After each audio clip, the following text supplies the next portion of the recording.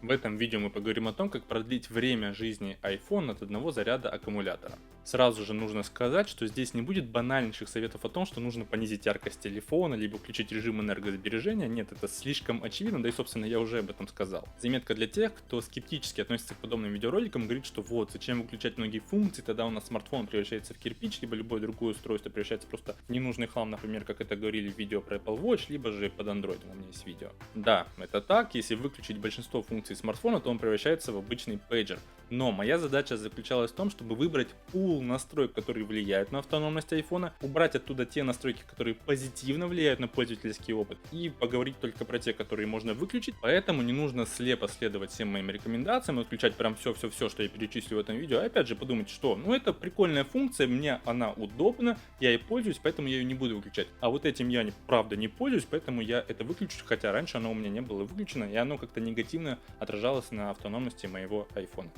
Собственно, надеюсь, все объяснил. Давайте начинать. Итак, как увеличить автономность iPhone? Сейчас у меня в руках есть iPhone 11, если что-то, полный его обзор есть на канале. Сейчас у нас слева появится видеозапись данного экрана, чтобы вам было легче понять, что я там нажимаю на дисплее. Конечно же, заходим в приложение настройки, здесь мы сейчас проведем большую часть этого видео. Первое, с чего нужно начать, это с сотовой связи. Переходим в сотовую связь, параметры данных, голос, и здесь можно выбрать LTE, либо же 3G. Заходите в поисковик, вбивайте вашего оператора и добавляйте фразу «покрытие сети». И смотрите, какое покрытие LTE есть у вашего оператора в вашем конкретном городе. Если покрытие LTE в городе плохое, то что происходит? Происходит постоянная смена связи. От LTE 3G к LTE 3G туда и обратно. Модем все время находится в работе, как раз таки это расходует заряд аккумулятора. Поэтому если у вас плохое покрытие LTE в городе, просто переходите на 3G, и тогда у вас модем будет меньше расходовать аккумулятор, потому что он все время будет находиться в стабильной связи. Следующее, что нужно сделать, это поработать с уведомлениями. Во-первых, нужно выключить все уведомления от приложения, от которых вы не хотите получать уведомления, потому что все это работает в фоновом режиме. Если вы это отключаете, то приложение не парится, нужно ему доставлять уведомления, либо не доставлять. Но если какие-то уведомления вам нужны, например, я продаю что-то на Авито, я хочу получать сообщения, если мне кто-то пишет. И на iOS есть три функции уведомления: это блокировка экрана, центр уведомлений и баннеры. Если я включаю блокировку экрана, то когда мне приходит новое сообщение с Авито, у меня автоматически включается экран, и тем самым он расходует батарею. А, например, я могу быть не рядом, и мне вообще не нужно, чтобы у меня включался экран. Следующее, переходим в звуки и тактильные сигналы. И здесь как раз таки подключается параметр «если». Если у вас есть Apple Watch, либо Mi Band, которые транслируют вам уведомления, либо звонки, вы получаете вибрацию на свою руку, то зачем дублировать эту же вибрацию и на телефон? Можно ее отключить как во время звонка и во время бесшумного режима. Но что бы я рекомендовал сделать всем без исключения, так это выключить щелчки клавиатуры и звук блокировки. Здесь все очень просто. Мы за день набираем тонну сообщений, общаемся в мессенджерах, и всегда, когда мы печатаем что-то на клавиатуру, у нас происходят эти щелчки клавиатуры, они задействуют динамики, а динамики расходуют батарею, они же не работают просто так, без батарей. Соответственно, чем больше мы печатаем, тем больше расходуется батарея, если у нас включены щелчки клавиатуры. Но звук блокировки это все, конечно, на любителя. Мне они не нравятся, и зачем лишний раз воспроизводить динамик, когда мне это не нужно. Ну и, кстати, что касается щелчков клавиатуры, если мы находимся в каком-то общественном месте, кто-то начинает строчить свои сообщения, появляются вот эти щелчки клавиатуры, никто не хочет это слышать, это плохие манеры, поэтому если вы уважаете других людей, то выключайте щелчки клавиатуры. Следующее, что нужно сделать, чтобы сэкономить батарейку на нашем iPhone, это выключить экранное время, потому что экранное время работает в фоновом режиме, когда мы пользуемся нашим телефоном. Это, кстати, не подходит для тех же Android смартфонов, где есть подобная функция, потому что там она работает всегда. И используете вы эту функцию, либо не используете. Как видите, я ее только что активировал, и у меня статистика нулевая. А на Android, если вы сделаете то же самое, даже если у вас будет выключен Digital Wellbeing, там будет вся статистика использования, поэтому она работает всегда, а на iPhone она работает только когда мы ей разрешаем работать. Соответственно, чтобы она лишний раз не работала, выключаем ее, если вам это не интересно, и так батарейка немножко будет экономиться. Следующее, что нужно сделать, перейти в настройки, основные, AirPlay и хендов, и выключить функцию хендов. Если у вас есть только iPhone и нет других устройств в экосистеме Apple, то смело выключайте данную функцию, она вам просто не нужна, вы не можете ею воспользоваться. Но даже если у вас есть другие устройства в экосистеме Apple, например, можно копировать что-то на iPhone и вставлять на MacBook, либо же открывать какие-то приложения встроенные, такие как заметки, либо же сайты, и вы этим не пользуетесь, то зачем оно вам нужно, оно также расходует заряд в фоне. Следующий и очень важный пункт в нашем видео — это настройки основные и обновления контента. Здесь даже так и написано, что если выключить обновление контента, то время работы от аккумулятора можно увеличить. Обновление контента отвечает исключительно лишь за то, что когда у нас приложение находится во многозадачности, например, какой-нибудь Twitter либо Instagram, они могут время от времени подгружать кое-какие данные и, соответственно, взаимодействовать с интернетом. И это все, за что отвечает обновление контента. То есть, если мы его выключим, то приложение не будет у нас вылетать из многозадачности, то есть это не отвечает за оперативную память, и это также не отвечает за доставку уведомлений. То есть, даже если мы выключим данную функцию, то уведомления все равно будут приходить. Поэтому моя рекомендация просто смело отключать обновление контента. Если у вас будут какие-то проблемы, то всегда сможете вернуться обратно, никто вам не мешает.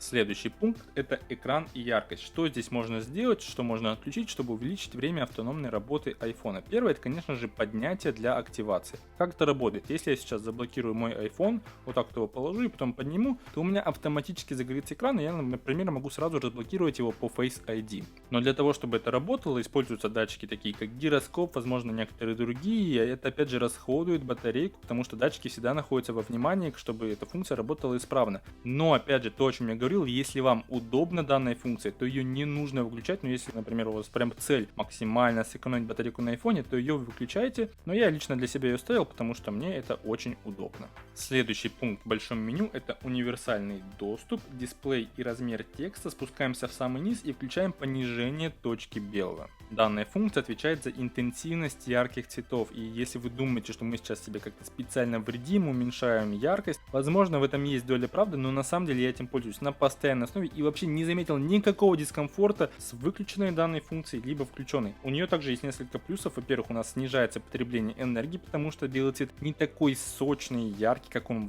может быть. В общем-то, вы меня поняли. А также здесь второй плюс: если вы пользуетесь телефоном в ночное время, что, я уверен, пользуются все люди на свете, то белый цвет не такой интенсивный, он не так сильно бьет глаза. Опять же, ночью телефоном пользоваться комфортнее. Следующее, что я рекомендовал бы отключить в универсальном доступе, это касание. Спускаемся немножко вниз и отключаем функцию встряхивания. Для отмены она у нас включена по умолчанию, мы ее отключаем.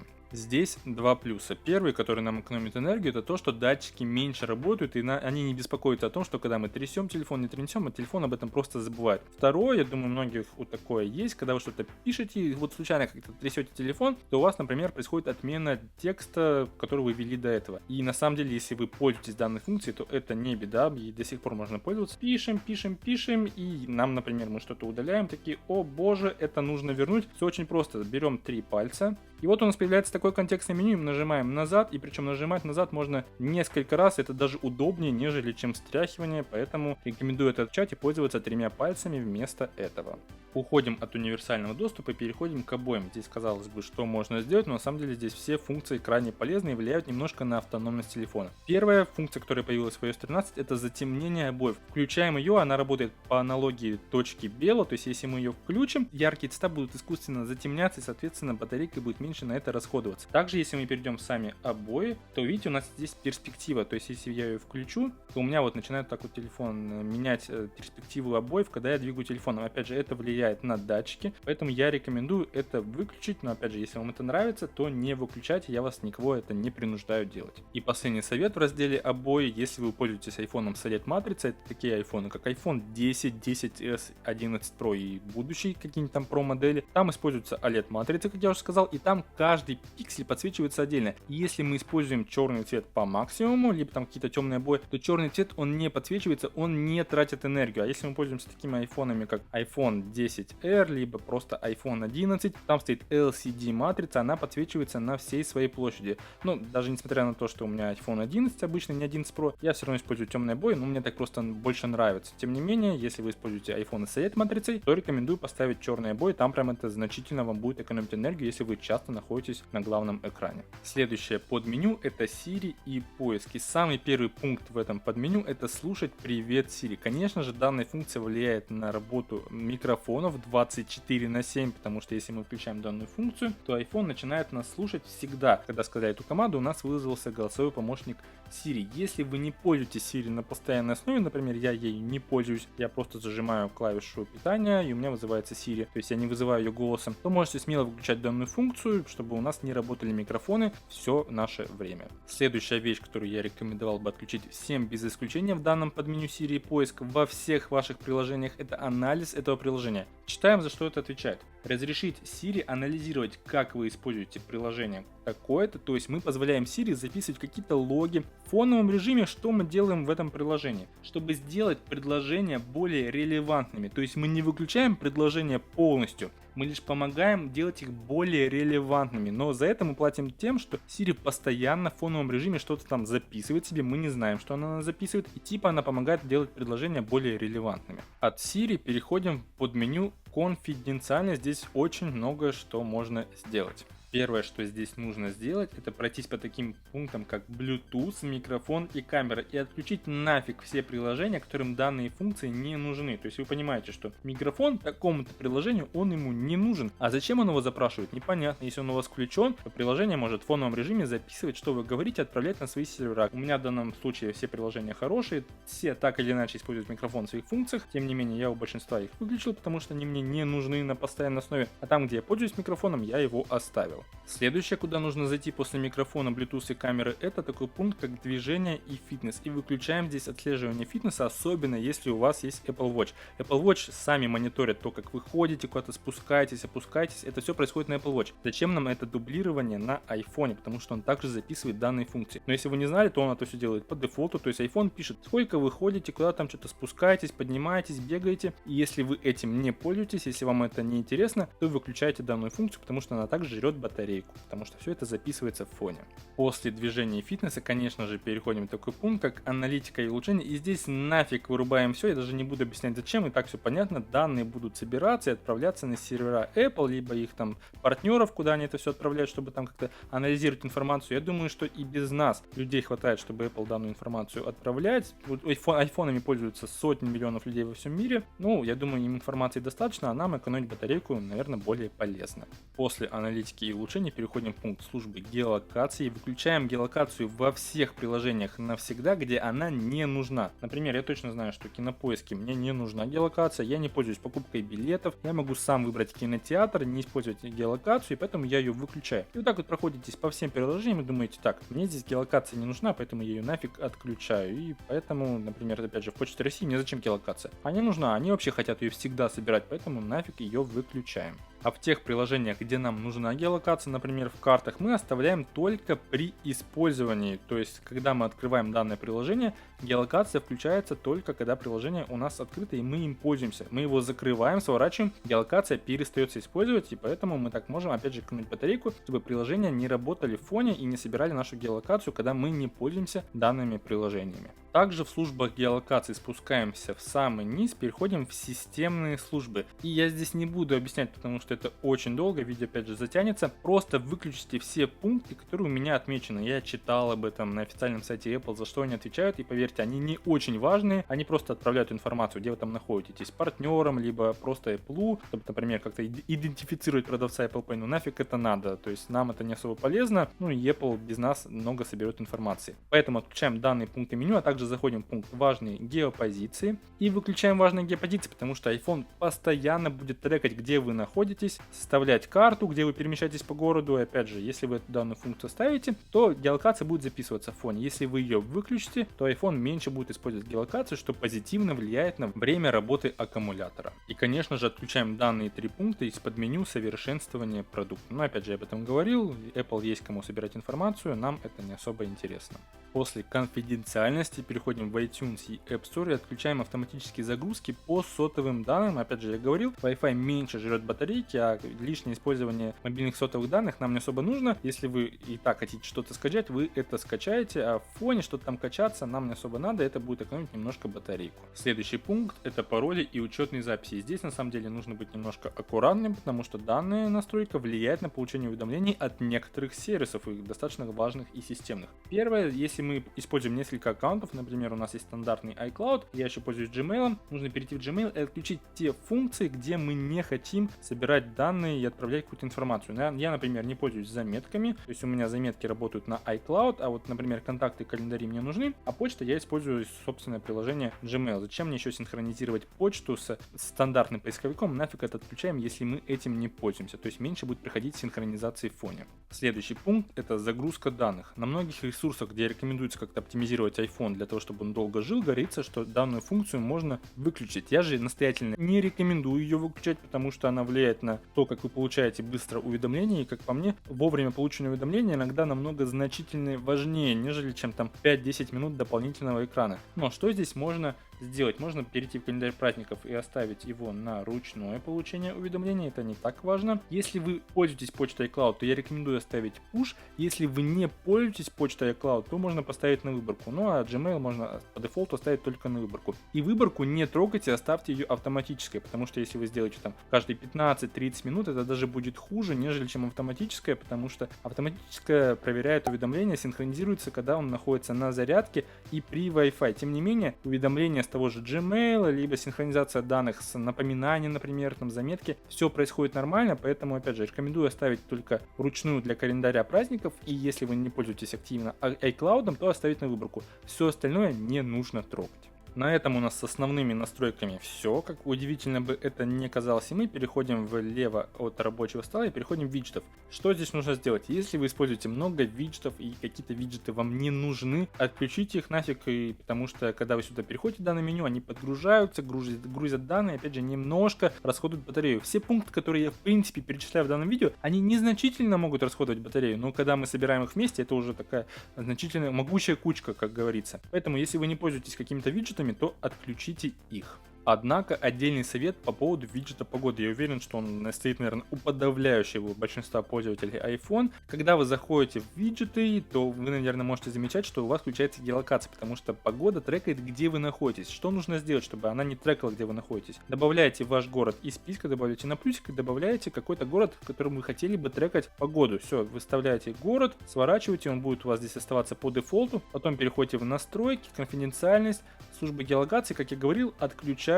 геолокацию у погоды, делайте никогда, и теперь, когда вы будете переходить в раздел виджеты, погода будет обновляться самостоятельно, потому что вы уже добавили город, а при этом геолокация не будет включаться. И два совета, касающиеся рабочего экрана. Конечно же, что нужно сделать, это удалить приложения, которыми вы не пользуетесь. Мой совет такой: пройдитесь по приложениям, понимаете, ага, я это приложение не открывал уже недели 2. Удаляйте его смело, потому что оно работает в фоне так либо иначе, грузит какие-то данные, плюс забивает память на телефоне, кому это надо, никому не надо. А также совет по поводу многозадачности. Очень многие люди, когда пользуются какими-то приложениями, потом вызывают многозадачность и закрывают данное приложение, думая, что оно не будет работать в фоне. Во-первых, оно работает в фоне еще некоторое время, ну, допустим, там минуту-две. Потом оно отключается, оно фризится, оно не работает в фоне. Но что происходит, если вы его закрываете, допустим, давайте закроем заметки. Что происходит далее? Если вы ее заново открываете, то расход аккумулятора на то, чтобы открыть те же самые заметки, он значительно больше, нежели чем поддержание приложения просто в фоне. Поэтому, когда вы открываете приложение, открываете, вы просто больше расходуете батареи, потому что, когда вы открываете приложение в первый раз, оно расходует батареи больше, нежели чем вы его открываете из многозадачности. Вот такая вот фигня, поэтому, опять же, рекомендую вообще не закрывать приложение, только в том случае, если есть какие-то ошибки. И последнее, пару советов про эксплуатацию iPhone, да и в принципе любого другого телефона. Первое, не рекомендуется активно использовать смартфон при температуре ниже нуля, либо выше 35 градусов Цельсия. Следующее, если вы заряжаете ваш телефон, и он у вас находится в каком-то массивном чехле, ну это, наверное, относится больше к девочкам, проверьте, не перегревается ли ваш телефон, потому что, опять же, относится это все к первому пункту. Если телефон находится в условиях выше 35 градусов по Цельсию, то батарейке становится плохо. Мало того, что он у вас греется и заряжается, так он еще находится типа под одеялом, ему становится вдвойне плохо, поэтому рекомендуется это проверять. Следующий совет: не стоит дожидаться, пока ваш телефон разрядится прям до нуля, чтобы вы начать его заряжать. Нет, если он доходит до 10-20% и у вас есть возможность поставить его прямо сейчас на зарядку, то лучше это сделать сейчас, потому что если вы проходите этот порог ниже 10%, то это опять же негативно влияет на литий-ионную батарею. И самый последний совет по эксплуатации, который поможет сохранить батарейку вашего Android смартфона, либо же iPhone, тут вообще без разницы. Используйте только оригинальное зарядное устройство, либо же сертифицированные. Ну, либо, тупо говоря, уже дороже хотя бы 500 тысяч рублей. Это очень важно. Все об этом говорят, но я уверен, что и у вас есть знакомые, и у меня есть знакомые, которые пользуются такими зарядками. Возможно, кто-то сейчас смотрит это видео и заряжает свой смартфон от подобной зарядки. Это очень плохо, потому что никто не знает, из каких материалов произведены данные зарядки, качественных, некачественных, если там чипы, которые могут контролировать подачу тока. Очень много историй, как кто-то покупал дешевую зарядку, и его устройство просто сгорало, либо же батарейка там убивалась за считанные недели и месяцы. И поэтому, если даже с вашей оригинальной зарядкой что-то случилось, не экономьте, даже если у вас там Xiaomi за 10 тысяч, вы думаете, ну куплю зарядку за 200 рублей, что с ним будет. Всякое может случиться, купите лучше зарядку за 1000, за 1500 на будущее, может быть она пригодится вам еще, но зато у вас будет качественная зарядка, и с вашим телефоном и батарейкой точно все будет в порядке. Огромное спасибо, друзья, кто досмотрел данное видео до конца. Надеюсь, что оно вам было по-настоящему полезным. Если так, то делитесь им с друзьями, с родственниками, у которых есть айфоны. Им также будет не лишним. Здесь сейчас выскочат 2 видео, которые YouTube рекомендует посмотреть от моего канала. А также чекайте описание, там будут ссылки на другие полезные видео, релевантные с этим, про айфоны, технику Apple и тому подобное. А также некоторые полезные материалы. В общем-то, на этом все. Увидимся в следующих видео. Всем удачи, всем пока.